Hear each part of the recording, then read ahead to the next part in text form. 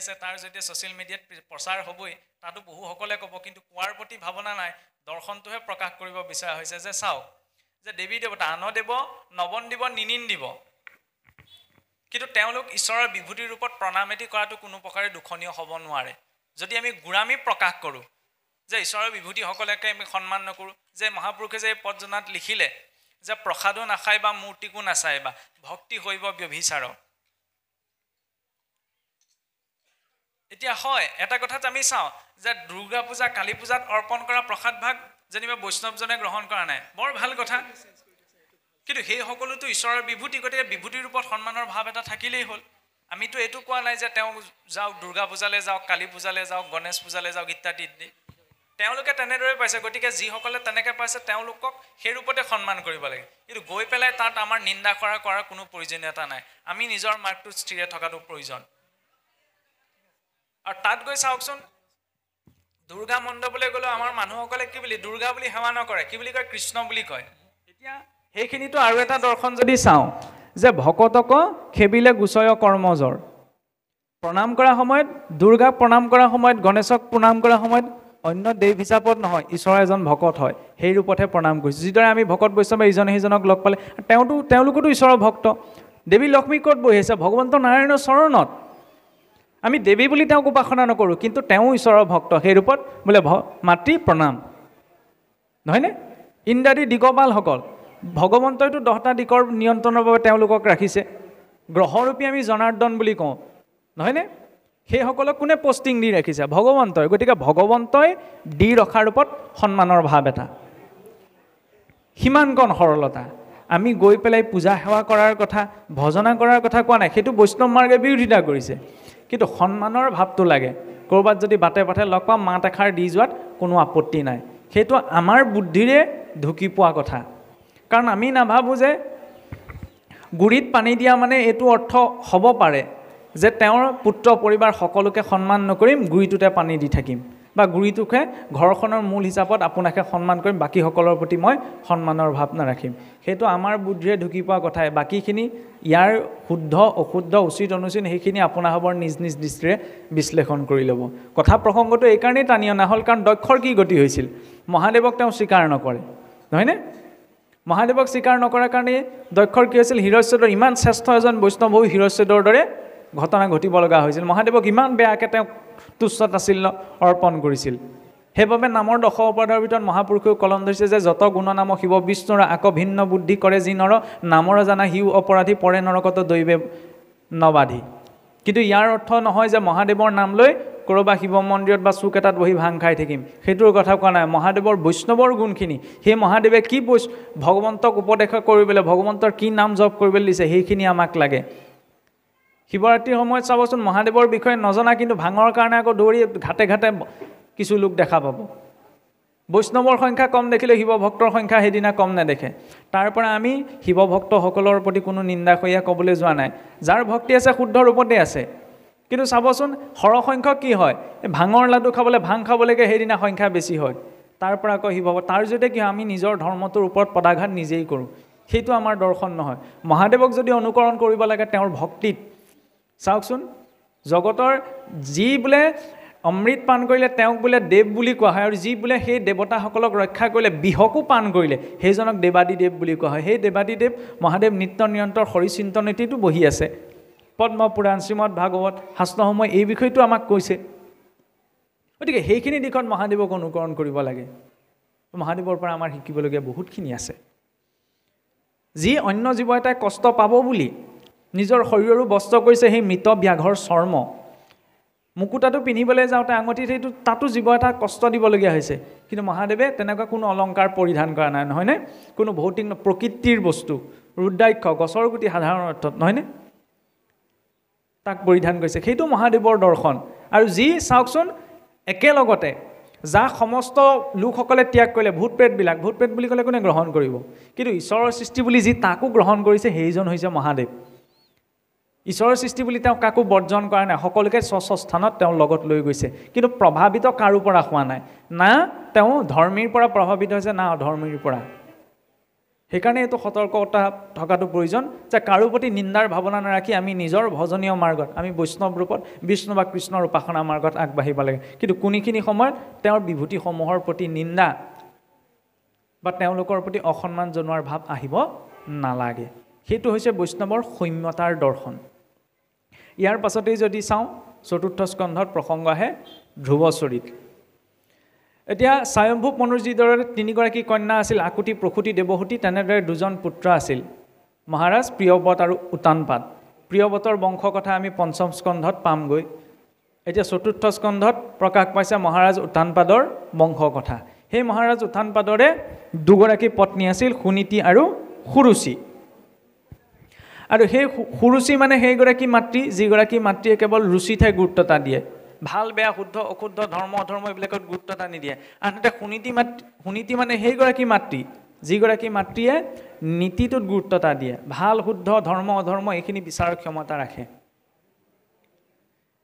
5 বছৰ বয়সতে ভক্ত ধ্ৰুৱই এদিন দেউতাক উত্তানপাদ সিংহাসনত বহি থাকোঁতে যেতিয়া বোলে দৌৰ মাৰি দেউতাকৰ কোচত উঠিবলৈ গৈছিল ওচৰতে ৰৈ আছিল সুৰুচি মাতৃ সকলোৱে আমি কাহিনীটো জানো যে তেতিয়া সুৰুচি মাতৃয়ে ধ্ৰুৱক দেউতাকৰ কোচত উঠিবলৈ নিদিলে ক'লে কি যে এই জন্মত তোৰ এইকণ ভাগ্য নাই মোৰ গৰ্ভৰ পৰা মোৰ সন্তান হৈ জন্ম নহলি নে মোৰ সতিনীৰ সন্তান হৈহে জন্ম হলি সেইকাৰণে বোলে এই জন্মত তই পিতৃৰ কোচত উঠিব নোৱাৰ আৰু এই আশাকণটো পূৰ্ণ হ'বলৈ তই ভগৱন্তক কগে যে মোৰ সন্তান হৈ জন্ম হ'বলৈ হ'ল ক্ষমতাৰ বাবে সেই সুৰুচি মাতৃয়ে তেনেদৰে ক'লে আৰু সেই 5 বছৰ বয়সতে ভক্ত ধ্ৰুৱই কান্দি কান্দি গৈ যেতিয়া সুনীতি মাতৃৰ আগত ক'লেগৈ আমাৰ মা মোক এনেকৈ মাতৃ সুৰুচি এনেকৈ ক'লে আমাৰ কোনোবা মাতৃ হোৱাহেঁতেন সাধাৰণতে কি বুলি ক'লেহেঁতেন কেলে ক'ব মোৰো সমান অধিকাৰ আছে ব'ল ৰজাৰ ওচৰলৈ কিন্তু সুনীতি মাতৃৰ দৰ্শনটো চাওঁ যে নিজৰ সন্তানক সান্তনা দি কৈছে যে বোপাই এয়া আমাৰ বিধিৰ লিখন তই যি বিচাৰিছ তোক ভগৱন্তইহে দিব পাৰিব গতিকে তই ভগৱন্তৰ ওচৰলৈ যা আৰু সেই 5 বছৰ বয়সতে ভক্ত ধ্ৰুৱ ইমান সৰলতাৰে সেই কথা গ্ৰহণ কৰিছে ভগৱন্তক বিচাৰি ঘৰৰ পৰা ওলাই আহিছে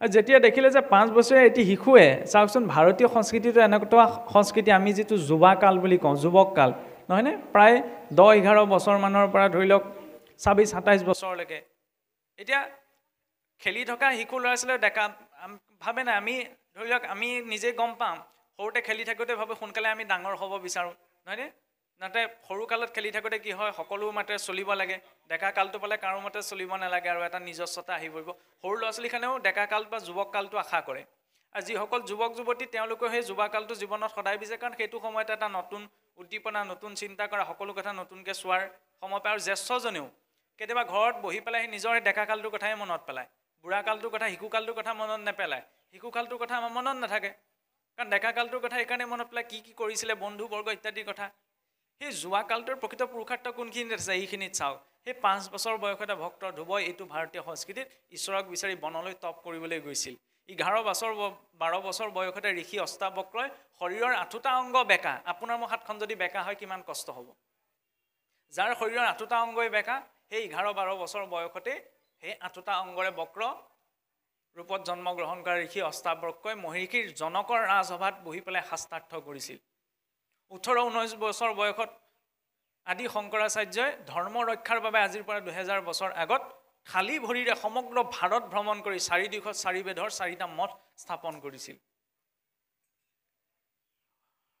15-16 বছৰীয়া নাচিকেতাই যেতিয়া তেওঁ পিতৃয়ে তেওঁক মৃত্যুলৈ দান দি দিলে তেতিয়া মৃত্যু দেৱতাৰ ওচৰত গৈ যেতিয়া তেওঁ ব্ৰহ্মবিদ্যা শিকিব তেতিয়া মৃত্যু দেৱতাই ক'লে কি যে বোপাই তোক মই ব্ৰহ্মবিদ্যা নিদিওঁ তাৰ বিপৰীতে তোক স্বৰ্গৰ অপেশ্বৰা গণ দি দিছোঁ তই ভোগ কৰগে যা স্বৰ্গৰ অক্ষয় সম্পদ মই তোক দি দিছোঁ কিন্তু তই মোক ব্ৰহ্মবিদ্যাৰ কথা নুসুধিবি কিন্তু সেই 12-13 বছৰীয়া বালক নাচিকতাৰ মানসিকতা চাওক সেই মৃত্যু দেৱতাই প্ৰদান কৰা সেই অপেশ্বৰা স্বৰ্গৰ সুখকো উপেক্ষা কৰি ব্ৰহ্মবিদ্যাৰ জিজ্ঞাসা প্ৰকাশ কৰিছিল ভাৰতীয় সংস্কৃতিৰ যুৱ প্ৰজন্ম আছিল সেইটো কিন্তু আজিকালি কি হ'ল আগতে অসুৰেও কিবা এটা পাবলৈ তপ কৰিছিল নহয়নে দৈত্যগুৰু যেতিয়া সোমাই আহে দৈত্যসকল আসনৰ পৰা উঠি দিছিল গুৰু আহিছে বুলি হিৰণ্যাক্ষও মোৰ স্বৰ্গৰ ইন্দ্ৰৰ মুকুটটো নি মাতৃৰ চৰণতহে দিছিলগৈ বিষপৰ্বা ইমান ডাঙৰ দৈত্য আছিল যদিও কাহানিও ঈশ্বৰ চিন্তা ইষ্ট উপাসনা ত্যাগ কৰা নাছিল আৰু হিৰণ্যকশিপুৰেও চাওকচোন নিজৰ ভায়েককে ভগৱন্তৰ মাৰিলে বুলি ভাতৃ হত্যাকাৰী বুলি ভগৱন্তকে প্ৰতিশোধ ল'বলৈ খেদা মাৰি গ'ল ইমান ভাতৃস্নেহ তাৰ বিপৰীতে আজিৰ সমাজত চাওক কশিপুৰে ইমান তপ কৰিছিল বোলে বৃদ্ধাংগুষ্ঠিৰ ওপৰত উঠি ব্ৰহ্মাক তপস্যা কৰিছিল কিন্তু আমাৰ সাধাৰণ কথা এটা শুনি পেলাই তাক বিশ্লেষণ কৰিবলৈ আমাৰ আজি প্ৰজন্মৰ কিছু সংখ্যাৰ মাজত ধৈৰ্য নাই, গুৰুৰ প্ৰতি সন্মানৰ ভাৱ নাই, নহয়নে? মাতৃৰ কথাটো ক'বই নালাগে, পিতৃ মাতৃৰ কথা। বহুতেতো এনেকুৱা হয় কথাবিলাক শুনিবলৈ অকণমান কতো, কিন্তু সুযোগ পাইছোঁ কাৰণে প্ৰকাশ কৰা হৈছে। আজিকালি দেখা যায় ল'ৰা এটাই ছোৱালী এজনী ভাল পালে, ছোৱালী এজনীয়ে ল'ৰা এটা ভাল পালে, পলাই গুচি গ'ল বোলে। যি পিতৃ মাতৃ ইমান কষ্ট কৰি ডাঙৰ দীঘল কৰি ল'ৰা ছোৱালী ডাঙৰ দীঘল কৰিলে, প্ৰেম বুলি ক'লে চাবচোন আমাৰ নিচিনা ল'ৰা ছোৱালী মনলৈ ছোৱালী এজনীৰ কথা, ল'ৰা এটাৰ কথা মনলৈ আহে ছোৱালী, কিন্তু পিতৃ মাতৃৰ কথা প্ৰথমতে মনলৈ আহে। সমস্যা হৈছে সেইখিনিত। আগতে যিটো সংস্কাৰ অসুৰৰো আছিল, আজিৰ প্ৰজন্মৰ মাজত সেইটো সংস্কাৰৰ কিছু পৰিমাণে অভাৱ দেখা গৈছে। ভাতৃ স্নেহৰ কথা, হিৰণ্যকশিপু চাওকচোন, ভগৱন্তকে শত্ৰু বুলি ভাবি ল'লে, নিজৰ ভায়েকক মাৰিলে কাৰণে। তাৰ আজি আকৌ মাটি বাৰীৰ কাৰণে দুটা ভাই নমতা নমতিকেহে আছে। তেতিয়াহ'লে যিটো সংস্কাৰ অসুৰৰো আছিল, আজি আমাৰ মাজত সেইটো সংস্কাৰ নাইকিয়া হৈ গৈছে। সংস্কাৰতহে দ্বিজ উচ্চতে, সংস্কাৰী হ'লেহে তেওঁক দ্বিজ কোৱা হয়। সংস্কাৰবিহীনে কোনো লোক মনুষ্য হ'ব নোৱাৰে। এই ভাগৱতৰ সংস্কৃতিটো সদায় সংস্কাৰত গুৰুত্ব এটা দিয়া হৈছে। সেইকাৰণে এতিয়া সংস্কাৰ চাওকচোন, ক্ষত্ৰিয় পুত্ৰ হৈ 5 বছৰ বয়সতে সেই ভাৱনা সৰলতাৰ ঈশ্বৰক বিচাৰি ভক্ত ধ্ৰুৱ গৃহৰ পৰা ওলাই গৈছে। তেতিয়া নাৰদদেৱৰ দৃষ্টি পৰিল, বেচেৰা ইমানো অকণমানি ল'ৰাটো বোলে ভগৱন্তক বিচাৰি ওলাই আহিছে।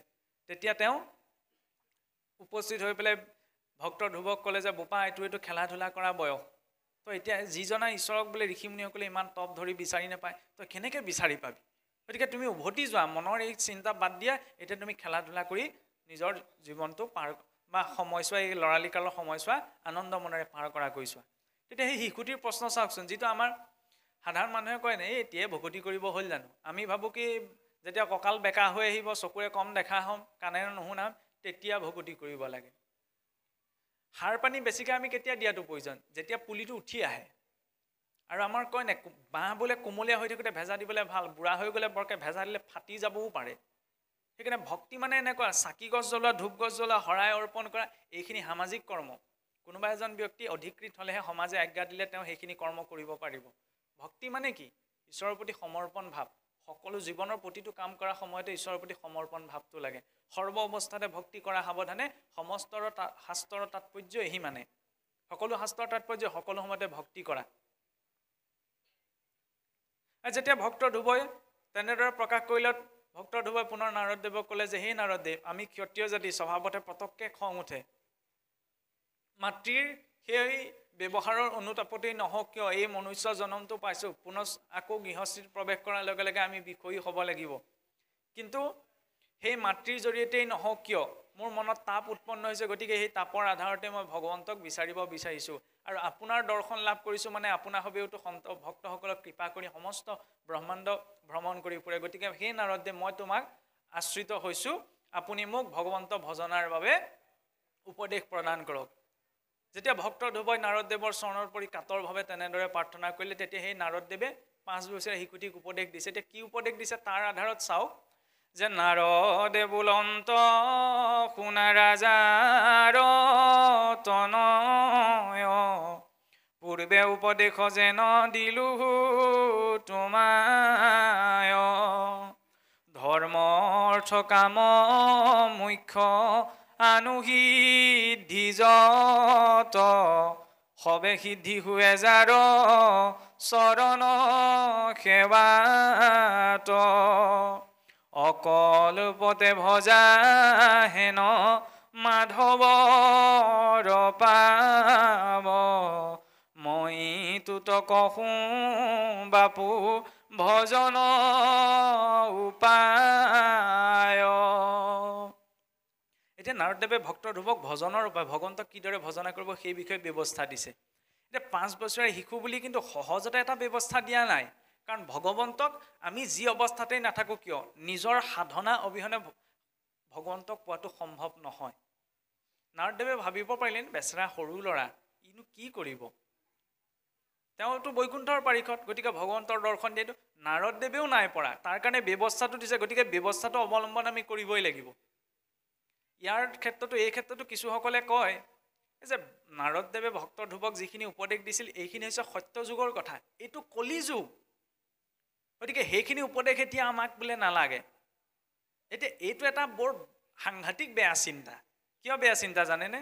যদি সত্য যুগৰ, ত্ৰেতা যুগৰ, দাপৰৰ উপদেশ বাণীসমূহ আমাক প্ৰয়োজন নহ'লেইহেঁতেন, তেতিয়াহ'লে এই মৰিবলৈ আগবঢ়া মহাৰাজ পৰীক্ষিত সুখদেৱে এইখিনি আখ্যানকৈ নুশুনালেহেঁতেন। গতিকে যুগ যুগ ধৰি ভক্তসকলে সেই ব্যৱস্থা অৱলম্বন কৰি আছে, তাক আমি জানি মাত্ৰ আগবঢ়াটো প্ৰয়োজন। কি উপদেশ দিলে যে পুণ্য নদী যমুনাৰ তীৰতে সাক্ষাৎ মধুবন নামে ক স্থান আছে তাত সেহি স্থানে গয়া গোবিন্দ কয়া ৰাধিবি স্নান কৰি যমুনাত ত্ৰিসন্ধ্যা কৰিবি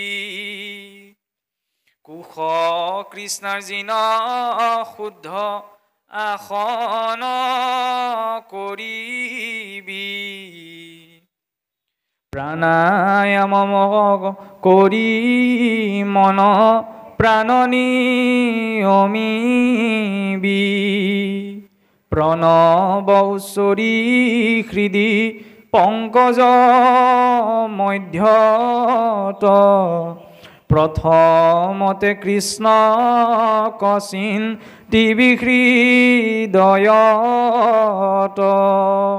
যে হে পুত্ৰ তুমি এতিয়াই যমুনাৰ তীৰত থকা মধুবন নামৰ এখন হৰিক্ষেত্ৰ আছে, য'ত সৰ্বকালে গোবিন্দৰ অধিষ্ঠান, যি স্থানত সদায় ভগৱন্ত গোবিন্দই অধিষ্ঠান লাভ কৰি আছে। তীৰ্থসমূহৰ মহিমা এইখিনিতেই যে তীৰ্থসমূহত বিভিন্ন শ্ৰেষ্ঠ ভক্তসকলে ভগৱন্তৰ নিত্য উপাসনা কৰাৰ এটা প্ৰভাৱ আজিও সেই তীৰ্থসমূহত আছে। সেইকাৰণে তীৰ্থলৈ যাব লাগে। যিজন সামৰ্থ্যৱান নহয় তেওঁ নিজ গৃহতে তীৰ্থ পাতি ল'ব লাগে, যিদৰে মহাপুৰুষে আমাক দি য'ত বোলে ভগৱন্তৰ গুণনাম কীৰ্তন কৰি ভক্তসকলে সেইখনেই তীৰ্থ, তাতকৈ আৰু বেলেগ তীৰ্থ নাই। কিন্তু তাৰ জৰিয়তে আমাৰ যিসমূহ মধুবন বা মথুৰা, গংগা, গয়া এইসমূহ তীৰ্থ আছে, ইয়াৰ তীৰ্থৰ মাহাত্ম্য নাইকিয়া কৰা হৈছে এইটো অৰ্থ বুজোৱা নাই। সেইসমূহৰ মহিমা আছে, কাৰণ সেইখিনি স্থানত মহান মহান ভক্তসকলে পদৰঞ্জৰে ৰঞ্জিত হৈ গৈছে। কাৰণ ঈশ্বৰক উপাসনা কৰিবলৈ পৰিৱেশ এটা লাগে। আজি ভাগৱতৰ এনেকৈ বেদী পাতি নামঘৰত ইমানখিনি ব্যৱস্থাৰে কিয় ভাগৱত পাঠ কৰা হৈছে? এনেইচোন থকা এটা পাঠভাগ মেলিবও আমি পঢ়িব পাৰিলোঁ, কাৰণ এটা পৰিৱেশ সৃষ্টি কৰাৰ বাবে। আৰু তীৰ্থত ভগৱন্তক উপাসনাৰ বাবে স্বভাৱসুলভ এটা পৰিৱেশ থাকে। সেইকাৰণে পূৰ্বেই নাৰদদেৱে ক'ত কৈছে, তুমি পুণ্য নদী যমুনাৰ তীৰতে সাক্ষাৎ মধুবন নামে এক স্থানে আছে তাত। সেই মধুবনৰ নামেই পৰৱৰ্তী সময়ত মথুৰা হৈছিল। আৰু তালৈ গৈ কি কৰিবা? স্নান কৰি যমুনাত ত্ৰিসন্ধ্যা কৰিবি। যে ত্ৰিসন্ধ্যা পুৱা, মধ্যাহ্ন আৰু গধূলা স্নান কৰি পেলাই ভগৱন্তক স্মৰণ কৰি সম্যক শ্ৰাদ্ধায়তি সন্ধ্যা। আমাৰ শৰীৰত এইটো স্থূল শৰীৰ নহয়নে? ইয়াৰ ভিতৰত এটা সূক্ষ্ম শৰীৰ আছে। সেই সূক্ষ্ম শৰীৰটোৰ সৈতে জড়িত আমাৰ শৰীৰত তিনিডাল নাড়ী আছে। সোঁনাকত ইৰা, বাওঁ নাকত পিংগলা, মধ্যত আছে সুষুম্না। এই সোঁনাকৰ ইৰা নাড়ীক কোৱা হয় চন্দ্ৰ নাড়ী, বাওঁ নাকৰ নাড়ীডালক কোৱা হয় সূৰ্য নাড়ী, আৰু মধ্যৰডাল হৈছে মধ্যৰ নাড়ীডাল হৈছে সুষুম্না নাড়ী। কেতিয়াবা চাবচোন সোঁ নাকেদি উশাহ নিশাহ চলি থাকে, কেতিয়াবা বাওঁ নাকেদি। যি এটা শৃংখলাবদ্ধ ৰূপত দৈনন্দিন জীৱনৰ কৰ্মখিনি চলাইছে, খোৱা বোৱাৰ পৰা উঠা লৈকে, তেওঁ চাব 3 ঘণ্টাৰ মূৰে মূৰে নাড়ী সলনি হয়। 3 ঘণ্টাৰ মূৰত যদি সোঁ নাকে উশাহ চলি আছে, 3 ঘণ্টাৰ পাছত বাওঁ নাকে চলিবলৈ আৰম্ভ কৰিব। আৰু সেইবাবে সেইজনৰ জীৱনত এই সুষুম্না নাড়ীৰ প্ৰাণবায়ু অহা যোৱা কৰা এটা নিৰ্দিষ্ট সময় আছে। সেইখন সময় হৈছে ত্ৰিসন্ধ্যাৰ সময়, পুৱা সন্ধ্যা, মধ্যাহ্ন সন্ধ্যা আৰু গধূলা সন্ধ্যা। আৰু সেইখিনি সময়ত প্ৰাণবায়ুৰ জৰিয়তে বোলে পৰমাত্মা এই সুষুম্না নাড়ীত অহা যোৱা কৰে। সেইকাৰণে সেই সময়কণ বোলে ঈশ্বৰ উপাসনাৰ। সেইকাৰণে পূৰ্বতে ত্ৰিসন্ধ্যা কৰাৰ ব্যৱস্থা আছিল, কিন্তু এতিয়া ত্ৰিসন্ধ্যা নহ'লেও অন্ততঃ দ্বিসন্ধ্যা মনুষ্য জীৱনত লাগে। পুৱা আৰু গধূলা ঈশ্বৰ চিন্তনৰ ব্যৱস্থাটো লাগে। সেইখিনি সময় ঈশ্বৰক চিন্তা কৰাৰ সময়। সেইকাৰণে পূৰ্বতেও নাৰদদেৱে ধ্ৰুৱক কি উপদেশ দিছে যে স্নান কৰি যমুনাত ত্ৰিসন্ধ্যা কৰিবি, কুশ কৃষ্ণৰ যিন শুদ্ধ আসন কৰিবি। আটাইতকৈ শুদ্ধ আসন হৈছে কুশৰ আসন। কুশবন আমি সকলোৱে চিনি পাওঁ, হয়নে? কিন্তু কুশবন উপলব্ধ নহয় কাৰণে ধৰি লওক আমাৰ সহজলব্ধভাৱে এনেধৰণৰ আসন ব্যৱহাৰ কৰা হয়। কুশৰ উৎপত্তি হৈছিল ভগৱন্ত বৰাহৰ নোমৰ পৰা। আমাৰ শান্তি কৰ্ম কৰোঁতে সেইকাৰণে কুশ ব্যৱহাৰ কৰা হয়। প্ৰাণায়াম কৰি মন প্ৰাণ নিয়মিবি। পটাপট গাটো ধুই গ'লোঁ, চাকি গছলৈ ঘোষা এজনা গ'লোঁ, ওলাই আহিলোঁ, ঈশ্বৰক ধ্যান কৰিবলৈ সময়ে নহ'লচোন। মনটো স্থিৰ কৰিবলৈ হ'লে প্ৰাণায়াম প্ৰয়োজন। প্ৰাণায়ামৰ ক্ষেত্ৰত অন্ততঃ অনুলোম বিলোম, কুম্ভক, ৰেচক।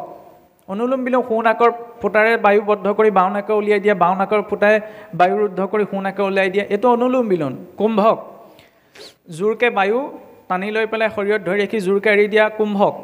আকৌ পুনৰ শোষণ কৰাটো হৈছে ৰেচক। তাৰ জৰিয়তে কি হয় চাবচোন এনেও মনটোত যদি ঢেৰ চিন্তা হৈছে আপুনি দীঘলকৈ 3টা উশাহ যদি লৈ দিয়ে তেতিয়া মনটো অকণমান স্থিৰ হৈ আহে ভগৱন্তক চিন্তা কৰাৰ সময়ত অন্ততঃ সিমানকণ প্ৰাণায়াম কৰাৰ প্ৰয়োজন যাতে মনটো স্থিৰ হয় তাৰ জৰিয়তে যে আমি ঈশ্বৰৰ ৰূপ চিন্তনটো আমি সুন্দৰভাৱে কৰিব পাৰোঁ সেইকাৰণে প্ৰাণায়াম ইয়াৰ পিছত কি ক'লে যে প্ৰণৱ উচ্চৰি হৃদি পংকজ মধ্যত এই স্থূল শৰীৰটোত আমাৰ হৃদয় পদ্মত আছে ভগৱন্ত হৃদয় পদ্মত বোলে প্ৰথমতে এটা আছে চন্দ্ৰমণ্ডল চন্দ্ৰমণ্ডলৰ ভিতৰত আছে সূৰ্যমণ্ডলৰ ভিতৰত আছে অগ্নিমণ্ডলৰ ভিতৰত আছে বোলে পৰমাত্মা সেই ভগৱন্ত কৃষ্ণৰ চৰণৰ পৰা শিৰলৈকে চিন্তা কৰিব লাগে আৰু চিন্তা কৰিবলৈ ইয়াৰ পাছত নাৰদেৱে কি উপদেশ দিছে ভাগৱতৰ মূল মন্ত্ৰ দ্বাদশাক্ষৰ মন্ত্ৰ যে মূল মন্ত্ৰ কহুৱাবে শুনাহাৰে হাৰ যাৰ সম মন্ত্ৰ নাই ইটো ত্ৰিভুৱন দ্বাদশ অক্ষৰ মন্ত্ৰ মন্ত্ৰতে প্ৰধান যাহা কজপিয়ানৰ শুৱে শৰীৰ সমান ধ্ৰুৱক সেই উপাসনা বিধিকে কিছে কাণে কাণে ভাগৱতৰ মূল মন্ত্ৰ দ্বাদশাক্ষৰ মন্ত্ৰ ইয়াৰ সমান বোলে সংসাৰত আৰু বৈষ্ণৱৰ বাবে বেলেগ তাৰক মন্ত্ৰ নাই যাক জপ কৰিবলৈ স্বয়ং জীৱও হৰিময় হ'ব পাৰে সেইবাবে আমাৰ কি হয় এতিয়া আপোনাৰ হবে সহমত সৈন্য হয় নাজানো আমাৰ সাধাৰণতে ভাগৱতৰ অনুষ্ঠান এভাগ পাতিলেই ধৰক চিঠিখনতো বেনাৰ ভাগতো কিন্তু ভাগৱতৰ দ্বাদশাক্ষৰ মন্ত্ৰ লিখি দিয়া হয় কিন্তু এইটো এটা ভুল ব্যৱস্থা প্ৰচলন হ'ল কাৰণে আমাৰ হৈ গ'ল এইবিলাক কথাত ইমান এটা আমাৰ গুৰুত্ব এটা দিয়া নহয় কিয় নহয় জানেনে ভাগৱতৰ মূল বীজ মন্ত্ৰ যিদৰে সামান্য গছৰ গুটি এটাত গোটেই বটবৃক্ষজোপাৰ বীজটো সোমাই থাকে ঠিক তেনেদৰে দ্বাদশ স্কন্ধ ভাগৱতৰ বীজ মন্ত্ৰ হৈছে সেই দ্বাদশাক্ষৰ মন্ত্ৰ যি মন্ত্ৰ জপ কৰি ধ্ৰুৱই ধ্ৰুৱলোক প্ৰাপ্ত কৰিছিল নাৰদদেৱে কাৰণে গুৰুমুখে নোলোৱালৈকে সেই মন্ত্ৰ আমি উচ্চাৰণো বোলে কৰিব নালাগে কাৰণ তাত প্ৰণৱযুক্ত নাম উচ্চাৰণ কৰিবলৈ নাম দেশ কাল পাত্ৰৰ কোনো বিচাৰ নাই কাৰণ নামত সকলোৰে অধিকাৰ কিন্তু মন্ত্ৰত নহয় মন্ত্ৰত কিছুমান বিধি নিষেধ আছে গতিকে মই সেই মন্ত্ৰ যেতিয়ালৈকে গুৰু যাক অন্তৰত জপ কৰাৰ সময়ত উঠেৰে উচ্চাৰণ কৰোঁতে এই দুখন কাণেও তাৰ শব্দ স্পৰ্শ হ'ব লাগিব সেই মন্ত্ৰ সেইকাৰণে য'তে ত'তে লিখিব নালাগে কাৰণ চিঠিখন চফা কৰাৰ পিছত আপুনি মোক চিঠিখন চফা কৰি দিলে সেই চিঠিখন বাৰু মই গোসাঁই ঠাইততো ভুলতো নথওঁ ক'ত থ'ম তাৰপিছত সেইখন ক'ত পৰি থাকিব তেতিয়াহ'লে যি মন্ত্ৰ জপ কৰি এফালে ভক্তসকল গতি পাই গ'ল সেই মন্ত্ৰ লিখা কাগজখন যদি ক'ৰবাত নালিয়ে নৰ্দমাই মই পেলাবলৈ হয় দুখটো তেতিয়াহ'লে দুখৰ ভাগী কোন হ'ব সেইকাৰণে সতৰ্কতাটো লাগে কাৰণ ভাগৱতৰ মূল বীজ মন্ত্ৰ হয় সেইকাৰণে য'তে ত'তে আমি লিখি তাত আমি ধৰি লওক শুভ বাৰ্তা দিছোঁ এটা বাদ আৰু প্ৰকৃততে আমি যদি কওঁ অকণমান যদি বহাই কওঁ প্ৰকৃততে সেই দ্বাদশাক্ষৰ মন্ত্ৰ চিঠিয়ে পত্ৰই লিখা মন্ত্ৰও নহয় সেই গোপন মন্ত্ৰ গুৰুৱে শিষ্যক কাণে কাণে প্ৰদান কৰে হয়নে এই বিষয়টো আপোনাৰ হবে কেনেকৈ লয় সেইটো আপোনাৰ হ'বৰ নিজৰ কথা আমি গুৰুমুখৰ পৰা যিকণ দৰ্শন পোৱা গৈছে তাৰ আধাৰতে এই কথা প্ৰকাশ কৰা হৈছে কাৰণ ইয়া ভাগৱতৰ মূল মন্ত্ৰ ইয়াৰ পিছত কি ক'লে ভগৱন্ত হৰিক আৰাধনা কৰিবলৈ এতিয়াতো মাধ্যম লাগিব এতিয়া মাধ্যমটোৰ সম্পৰ্কে নাৰদদেৱে কৈছে কি যে মন্ত্ৰময় মূলময় দাৰু ধাতুময় লেখালে প্যানুজত প্ৰতিমা দিশয় খালে গ্ৰাম শিলাত যে শ্বেত মণ্ডলত জল আদি অনুজত অধিষ্ঠান যত অধিকাৰী ভেদে যাতে তাতে নিষ্ঠা কৰি শুদ্ধ ভাৱে ভক্তি মনে আৰাধিবে হৰি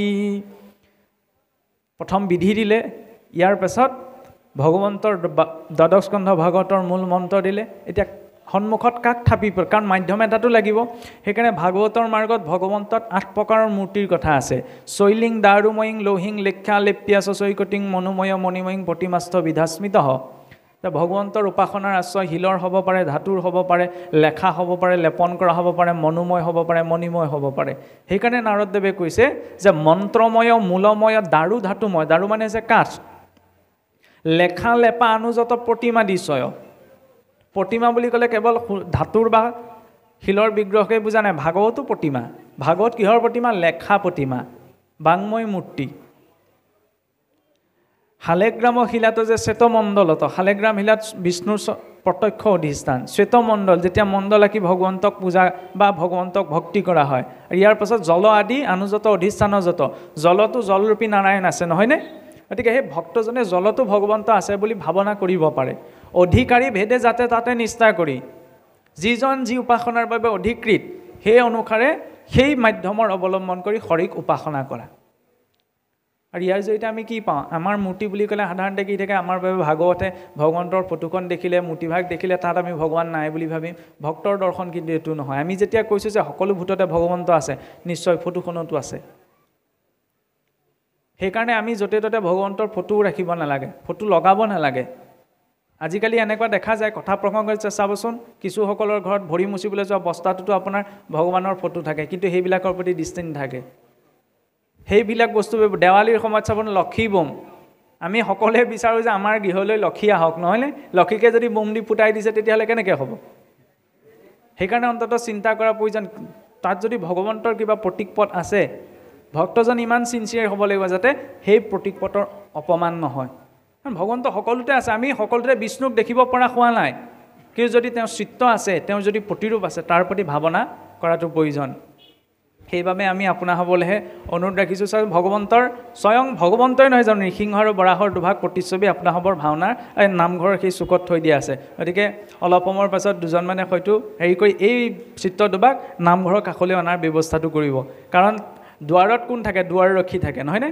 ভগৱন্ত নহয়, গতিকে ভগৱন্তৰ স্থান মণিকূটৰ কাষত। গতিকে সেইটো আমি কথা প্ৰসংগত প্ৰকাশহে কৰা হৈছে, আমাৰ আচলতে ইমানখিনি দিশ চোৱা নহয়। তাৰ জৰিয়তে কি হয়? সতৰ্কতাটো বাঢ়ে। আৰু এই সতৰ্কতাটো বাঢ়িলে কি হয়? সমস্ত ভূততে ভগৱান বিষ্ণুক দেখাটো বহুত উচ্চস্তৰীয় স্থিতি। আমি সহজে সেইটো স্থিতি পাব নোৱাৰোঁ ঈশ্বৰৰ কৃপা অবিহনে। কিন্তু অন্ততঃ য'ত ঈশ্বৰ আছে তাত ঈশ্বৰ মানুহজনক মানুহৰ ওপৰত ভাৱনা কৰিব পাৰোঁ। তাৰ জৰিয়তে ঈশ্বৰৰ ভাৱনা কৰা ভাৱটো স্বভাৱতে সিদ্ধ হৈ উঠিব। আৰু এতিয়া যেতিয়া সেই ভক্তৰ ধ্ৰুৱই প্ৰথম 3 দিন, ইয়াৰ পাছত বোলে 7 দিন, ইয়াৰ পিছত 9 দিন, ইয়াৰ পাছত তেওঁ 12 দিন, 12 দিনৰ পাছত সম্পূৰ্ণ 6 মাহৰ বাবে নিৰাহাৰে একান্তভাৱে সেই দ্বাদশাক্ষৰ মন্ত্ৰ জপ কৰি ঈশ্বৰক ধ্যান কৰিছে। আৰু শেষত 6 মাহৰ পাছত এনেকুৱা এটা স্থিতি উৎপন্ন হ'ল যে ভক্তৰ ধ্ৰুৱই মাত্ৰ বৃদ্ধ আঙুলি, বুঢ়া আঙুলি, ভৰিৰ বুঢ়া আঙুলিৰ ওপৰত মাত্ৰ ভৰ দি পেলাই ভগৱন্তক ইমান নিমগ্ন ভাৱত আৰাধনা কৰি নিজৰ উশাহ নিশাহত চলি থকা প্ৰাণবায়ুক স্তব্ধ কৰি দিলে। এতিয়া সাধনাৰ জৰিয়তে তেওঁ ইমান এটা উচ্চস্তৰীয় স্থিতি পালেগৈ, তেওঁ যেতিয়া নিজৰ প্ৰাণবায়ু ৰুদ্ধ কৰিলে গোটেই জগতৰ প্ৰাণবায়ু বোলে ৰৈ গ'ল। তেনে সেই স্থিতিত আহি ভগৱন্ত তেওঁৰ সন্মুখত উপস্থিত হৈছেহি। এতিয়া তেওঁ অন্তৰৰ ভগৱন্তৰ ৰূপটোত ইমান মগ্ন আছিল যে সন্মুখত উপস্থিত হোৱাৰ পাছতো ভগৱন্তলৈ তেওঁ চকু মেলি চোৱা নাই। তেতিয়া ভগৱন্ত বোলে তেওঁৰ হৃদয়ৰ পৰা নাইকিয়া হৈ সন্মুখত উপস্থিত হ'ল। তেতিয়া ভক্তৰ ধ্ৰুৱ গদগদ ভাৱত ভগৱন্তৰ চৰণত পৰিছে। ইমান তেওঁ প্ৰেম ভাৱত আপ্লুত হৈ গ'ল যে ধ্ৰুৱৰ মুখৰ পৰা এটা বাণীও ওলোৱা নাই। যেনেকৈ আমি কিবা এটা কথা ক'বলৈ একদম আনন্দৰ আত্মা হ'লে কথাবিলাক থুকাথুকি হৈ পৰে। ভক্তৰ ধ্ৰুৱই যেতিয়া ভগৱন্তক সন্মুখত দেখা পাইছে তেতিয়া তেওঁৰ কেনেকুৱা এটা স্থিতি উৎপন্ন হ'ব। তেতিয়া ভগৱন্তই বোলে পাঞ্চজন্য শংখৰে তেওঁ শিৰত স্পৰ্শ কৰিছে, আৰু তেতিয়া সেই স্পৰ্শতে সমস্ত বেদ বেদান্তৰ জ্ঞান তেওঁ কণ্ঠস্থ হৈ পৰিছে। আৰু তেতিয়া ভক্তৰ ধ্ৰুৱই ভগৱন্তক স্তুতি কৰিছে। ভক্তৰ ধ্ৰুৱই এতিয়া ভগৱন্তক কিয় উপাসনা কৰিছিল? যে পিতৃ পিতামহেও নোপোৱা কোনোবা এটা স্থান ৰাখে। কিন্তু যেতিয়া ভগৱন্তৰ সেই দিব্য ৰূপ দেখা পালে, দেখা পোৱাৰ লগতে সেই ইচ্ছাৰো নিবৃত্তি হৈ গ'ল। এতিয়া ভাগৱতৰ এটা বৰ বিশেষ লক্ষণ আছে। চাচোন, গোটেই ভক্ত প্ৰহ্লাদেও নৃসিংহৰ দৰ্শন পোৱাৰ পিছত সংসাৰী হোৱাৰ কথা ইচ্ছা প্ৰকাশ কৰা নাছিল। ভগৱন্তই কিন্তু এইটো কোৱা নাই, ব'লা এতিয়া মোৰ মানুহ যেতিয়া মোৰ লগতে লৈ যাওঁগৈ। কিন্তু উপদেশ কি দিছে? যে হে ধ্ৰুৱ, তুমি মোৰ পৰা বৰ লাভ কৰি নিজৰ ৰাজ্যলৈ উভতি যোৱা, তুমি সংসাৰ ধৰ্ম পালন কৰাগে। সংসাৰ বিমুখিতা কিন্তু ভাগৱতে দেখুওৱা নাই। সংসাৰতে থাকি সংসাৰৰ নিজৰ দায়িত্ব কৰ্মসমূহৰ জৰিয়তে ঈশ্বৰক উপাসনা কৰাটো হৈছে আটাইতকৈ উত্তম ভক্তি। আৰু ভগৱন্তই তেতিয়া ভক্তৰ ধ্ৰুৱক কৈছে যে তুমি যি ইচ্ছা লৈ পেলাই মোক আৰাধনা কৰিছা, কোনো তোমাৰ পিতৃ পিতামহে ঢুকি নোপোৱা স্থান, যে 14 ভুৱনৰ প্ৰলয়ৰ পাছতো যি স্থান সুৰক্ষিত ৰূপত থাকে সেই ধ্ৰুৱস্থানত মই তোমাক অধিষ্ঠাতা পাতিছোঁ আৰু এতিয়া তুমি মোকেই সমস্ত কৰ্ম অৰ্পণ কৰি নিজৰ ৰাজ্য শাসন কৰাগৈ। তাৰ যদি কি দেখুৱালে, আমি ভক্তি কৰা মানে ভাগৱত ধৰ্ম পালন কৰা মানে আমি ভাবোঁ যে দৈনন্দিন আমাৰ যিটো জীৱন সেই জীৱনটোৰ জৰিয়তে ধৰি লওক সন্তুলন কৰিবলৈ কিবা এটা অসুবিধা আহি পৰিব, এইটো আমাৰ মানসিকতাত সোমাই থাকে। কাৰণ আমাক কোনোবাই শৰণ ভজন ল'বলৈ এতিয়াই নাই হওক, খোৱা বোৱা চব এইবোৰ বন্ধ হ'ব সেই বুলি ভাবে। দেখিছেনে মানুহৰ মানসিকতাত এইটো হোৱাইছে যে খোৱা বস্তুৰ লোভত পৰি পেলাই ঈশ্বৰৰ ভজন নোলোৱাকৈ গোটেই জীৱনটো বহি থাকে। ভজন লোৱা মানে কি ভাবে শৰাইখন হৈ যায়, সেইখিনি সমাজৰ কৰ্মহে। সদাচাৰখিনি এইটো সময়তে নিশিকিলে কেতিয়া শিকিম, পিছত আৰু সময় নাপাওঁ। সেইকাৰণেই নাক কাণ চকুমুখ ভালে থাকোঁতে সদাচাৰখিনি শিকি লোৱাটো প্ৰয়োজন। আমাৰ সদাচাৰখিনি ক'ত আহে, সেই ভজনত। প্ৰথম শৰণ, গুৰুত আশ্ৰয় লাভ কৰাৰ পিছত আমি কেনেদৰে ঈশ্বৰক ভজনা কৰিম। ৰাতিপুৱা শুই উঠাৰ পৰা গধূলা বিচনালৈ যোৱালৈকে যিখিনি নীতি নিয়ম সংযমৰ ব্যৱস্থা, কাৰণ বেদ স্মৃতি সদাচাৰ স্বস্য প্ৰিয়মাত্মনে চতুৰ্বিধং প্ৰাহু সাক্ষাৎ ধৰ্মস্য লক্ষণম। বেদ স্মৃতি সদাচাৰ আৰু আত্মকল্যাণ হৈছে ধৰ্মৰ 4টা লক্ষণ। সদাচাৰ থাকিব লাগিব। আচাৰ নথকাকেতো অসুৰবিলাকেও বহুত কৰ্ম আচৰণ কৰা নাই, তেওঁলোকেও সদাচাৰ কিছু ক্ষেত্ৰত আচৰণ কৰিছে। গতিকে আমিতো মনুষ্য হয়, সেইকাৰণে ভজনৰ আশ্ৰয় হোৱাটো প্ৰয়োজন, যাতে তাৰ পৰা শৰাই পাছত সজাম, সমাজে আজ্ঞা দিলেহে। কিন্তু যিখিনি সদাচাৰ সেইখিনিতো মনুষ্য জীৱনত লাগে। আৰু সেই সদাচাৰত থাকি যেতিয়া আমি দৈনন্দিন জীৱনৰ সকলো কৰ্ম কৰোঁ, তেতিয়াহ'লে সেয়াও বোলে ভাগৱত ধৰ্মলৈ ৰূপান্তৰ হয়।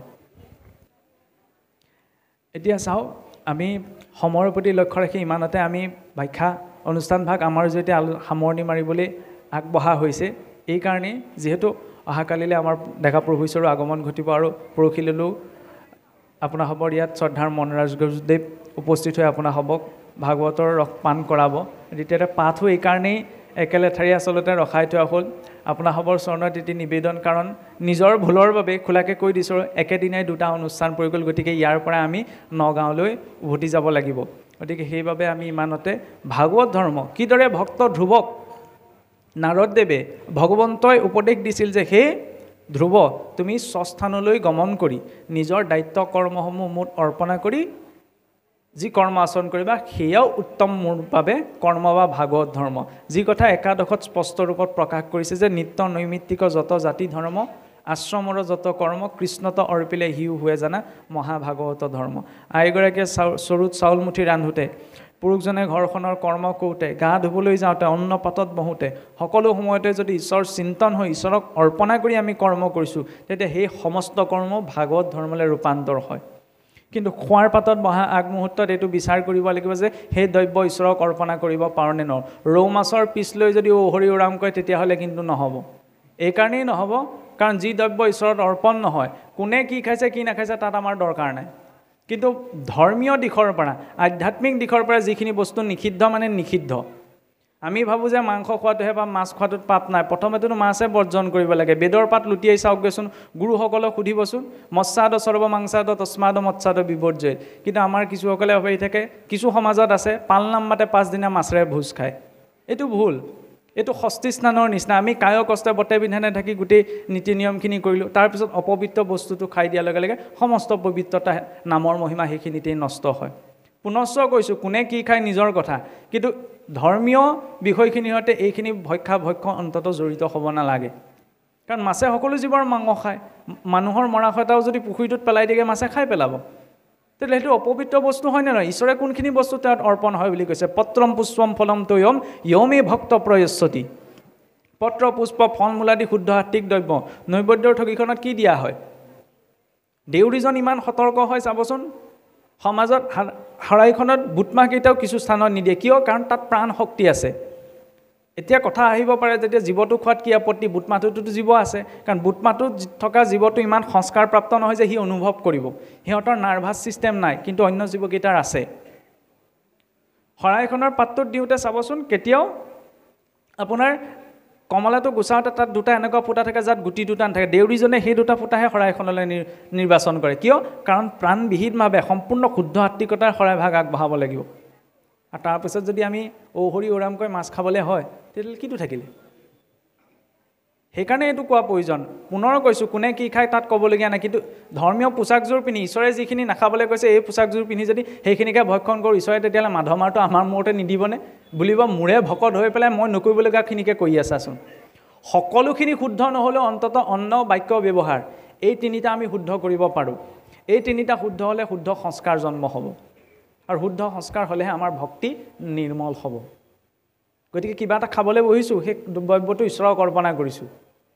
কিবা এটা কৈছোঁ ঈশ্বৰক অৰ্পণা কৰি, কিবা এটা কাম কৰিছোঁ ঈশ্বৰক অৰ্পণা কৰি। ঘৰত আইমুঠিয়ে যেতিয়া চাউল মুঠি, আইগৰাকীয়ে যেতিয়া চাউল মুঠি ৰান্ধে, তেতিয়া চাবচোন সেই চাউল মুঠিলৈ চাইও যদি কোনোবাই বেমাৰ আজাৰ দুটামানৰ নাম কৈ দিয়ে, তেতিয়া সেই প্ৰভাৱটো সেই চাউল মুঠিত পৰে। আৰু কোনোবাই চাই যদি ভাল কথা কয়, তেতিয়া সেই প্ৰভাৱটো চাউল মুঠিত পৰে। কেনেকৈ আইসকলে ঘৰত পৰীক্ষা কৰি চাবচোন, চাউল সিজোৱা চাউল দুমুঠি দুটা সৰু চিচাৰ বৈয়ামত থৈ দিব। এটালৈ চাই পেলাই ভাল কথা দুটামান, এটালৈ চাই বেয়া কথাকেইটা কৈ ঢাকনিখন মাৰি থৈ দিব। পাছদিনা আকৌ ভাল কথা কোৱা চাউল কেইটালৈ চাই পেলাই ভাল কথা ক'ব, বেয়া কথা কোৱা কেইটালৈ চাই বেয়া কথা ক'ব। 4 দিন 5 দিনৰ পাছত দেখিব ভাল কথা কোৱা চাউলকেইটাত ভালদৰেই থাকিব, আৰু বেয়া কথা বা বেমাৰ আজাৰৰ নাম উচ্চাৰণ কৰা চাউলকেইটাত ভেঁকুৰ উঠি যাব। অন্নই প্ৰভাৱ পেলায়, অন্নক বাক্যই প্ৰভাৱ পেলায়। সেইকাৰণে কোৱা হৈছে যে শুদ্ধ আত্মিক অন্ন দিলেও অন্ততঃ খাওঁতে নীৰৱতাৰে গ্ৰহণ কৰিলে। ভজন আৰু ভোজন সদায় নীৰৱে, নহ'লে দেখা যায় আমাৰ বৈষ্ণৱ ভোজ পাতিলে গোটেই ৰাজনীতি অৰ্থনীতিৰ মেলখন তাতেই ওলায়। খাবলৈ বহি যে ইটো হৈছে আমুক হ'ল তামুক হ'ল, এইটো নহয়। যিদৰে ঈশ্বৰক চিন্তা কৰোঁতে নীৰৱে, ভোজন কৰোঁতেও নীৰৱে। তেতিয়া কি হয়, সেই ভোজন কৰাটো ঈশ্বৰ কৰ্মলৈ পৰিৱৰ্তিত হয়।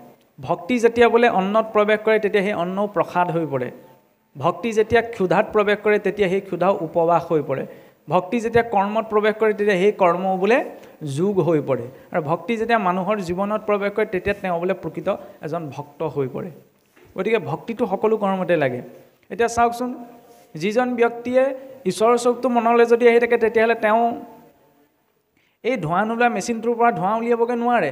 কাৰণ বুজিছে যে ঈশ্বৰে বহুত কৃপা কৰি বহুত ডাঙৰ শ্ৰেষ্ঠ উপহাৰ হৈছে মনুষ্য শৰীৰটো। 84 লক্ষ পাৰ কৰাৰ পাছত এই শৰীৰটো দিছে। গতিকে অযথা নষ্ট নহওক, কিবা এটা বেয়া বাক্য উচ্চাৰণ নহওক। কাৰণ কোনোবাই কথা ক'ব বিচাৰিছে, কোনোবাকতো বাক শক্তিটোও দিয়া নাই, ঈশ্বৰে যে দিছে। গতিকে ভাল কথা এটা ক'ব লাগে। বাক্য, অন্ন, ব্যৱহাৰ এই তিনিটা যদি আমাৰ শুদ্ধ হৈ থাকে, তেতিয়া বেলেগকৈ আৰু ধৰ্ম বুলি বুজাবলগীয়া একো নাথাকেগৈ। আৰু এই বাক্য, আচৰণ আৰু অন্ন এই তিনিটা শুদ্ধ কৰি আমি ক'ত অৰ্পণ কৰিম? ঈশ্বৰত। তেতিয়া দৈনন্দিন ঘৰখনত ঝাৰু দিয়া কৰ্মটো যদি ঈশ্বৰৰ কৰ্ম কৰে, তেতিয়া সেয়াও ভাগৱত ধৰ্মলৈ ৰূপান্তৰিত হয়। প্ৰয়োজন মাত্ৰ সেইখিনি সময়ত ঈশ্বৰ চিন্তনৰ।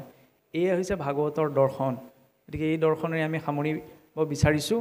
পৰৱৰ্তী সময়ত যিহেতু অহাকালিলৈ আপোনালোকৰ ইয়াত আউনীআটী ডেকা প্ৰভু ঈশ্বৰ আৰু তাৰ পাছদিনা মন ৰাজগুৰুদেৱ উপস্থিত হ'বহি। গতিকে তেৰা সমস্তৰ শ্ৰীমুখৰ পৰাও আপোনালোকে ভাগৱতৰ ৰস পান কৰিব। আৰু আপোনালোকৰ আমি জনামতে প্ৰথম প্ৰচেষ্টাত ইয়াত ভাগৱতৰ অনুষ্ঠানভাগ অনুষ্ঠিত হৈছে। আৰু এই অনুষ্ঠিত হওঁতে এইটোৱে লক্ষণ, চাওকচোন, আজিৰ যুগত মানুহৰ আটাইতকৈ হাতত কম থকা বস্তুটো হৈছে সময়। কাৰো কালৈ ভাবিবলৈ চাবলৈ সময় নাই, নহয়নে? হয়নে নহয় বাৰু? সেয়া লাগিলে চাকৰিয়ালজনেই হওক, খেতিয়কজনেই হওক। কিন্তু ইয়াৰ পাছতো যে আপোনালোকে জীৱনৰ মূল্যৱান সময়কণ এৰি পেলাই ইয়াত নামঘৰত বহিছেহি, সাৰ্থকতা কোনখিনিত হ'ব? সাৰ্থকতা সেইখিনিত হ'ব যেতিয়া আমি ইয়াৰ পৰা এটা নতুন প্ৰেৰণা লৈ যাম। আজি আমি ইয়াত ক'লোঁ, আমি বোলে কৈ পেলাই গুচি গ'ল নহয়, আমিও ইয়াৰ পৰা লৈ যাবলৈ আহিছোঁ। কি ল'বলৈ আহিছোঁ? আপোনালোকৰ দৰ্শনৰ জৰিয়তে যিকণ কৃপা, কাৰণ সন্ত সংগ, ইয়াত ব্যক্তি বিশেষ কৃপা নহয়, সংগ বিশেষ কৃপা, সেই আশীষকণৰ প্ৰয়োজন হয়। আৰু চাবচোন, এতিয়া ভগৱন্তৰ কথা ক'বলৈ গৈ যদি আমাৰ বাক্যৰ কথা আপোনালোকে ইমান মূল্য দি পেলাই ইয়াত সন্মুখত বহুৱাই পেলাই শুনি আছে, ভগৱন্তৰ প্ৰদান কৰা উপদেশসমূহ যেতিয়া জীৱনত আমি আচৰণ কৰিবলৈ চাওঁ, তেতিয়া আপোনাৰ মোৰ জীৱনৰ মানদণ্ড কিমান বৃদ্ধি পাব। আমি সমাজক এক কথাত চাবলৈ গ'লে পৰিৱৰ্তন কৰিব নোৱাৰোঁ, কাৰণ সমাজ বহুজনৰ ওপৰত নিৰ্ভৰশীল হয়। কিন্তু আমি নিজক পৰিৱৰ্তন কৰিব পাৰোঁ। আৰু আমাৰ নিজৰ পৰিৱৰ্তনে আমাৰ চাৰিপাশটোও পৰিৱৰ্তন হৈ আহে। ঘৰখনত যদি মাক দেউতাকে ঈশ্বৰক চিন্তা কৰিবলৈ আৰম্ভ কৰে, তেতিয়া আৰু উদণ্ড হ'লেও আৰু বেয়া হ'লেও অন্ততঃ পুত্ৰ বাধ্য ঈশ্বৰ চিন্তা কৰিবলৈ। কিন্তু প্ৰত্যক্ষ ৰূপত যদি মই কৈ থাকোঁ কাৰোবাক ঈশ্বৰ চিন্তা কৰা, মই নিজে যদি আচৰণ নকৰোঁ, তাৰ যদি পৰিৱৰ্তন নহয়। কিয়নো ফুলপাহত গোন্ধ আহিলে মৌ মাখি নিজেই উৰি আহে। মৌ মাখিক বেলেগকৈ মাতিব নালাগে। গতিকে আমি যাতে নিজক সুসংবদ্ধ সংযমিত কৰিব পাৰোঁ, আগবাঢ়িব লাগে। আৰু আপোনালোকে কৰি অনুষ্ঠানভাগ আগবাঢ়িছে।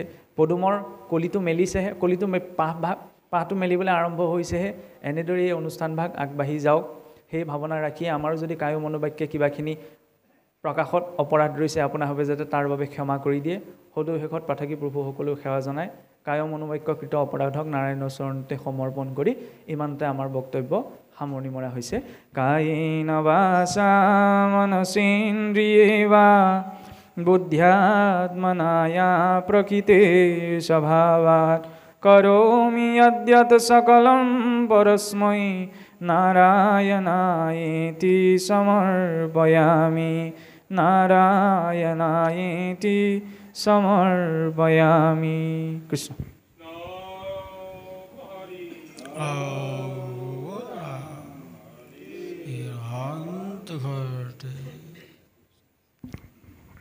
কৃষ্ণ আমি পুনৰ পাঠৰ মাজলৈ আগবাঢ়ি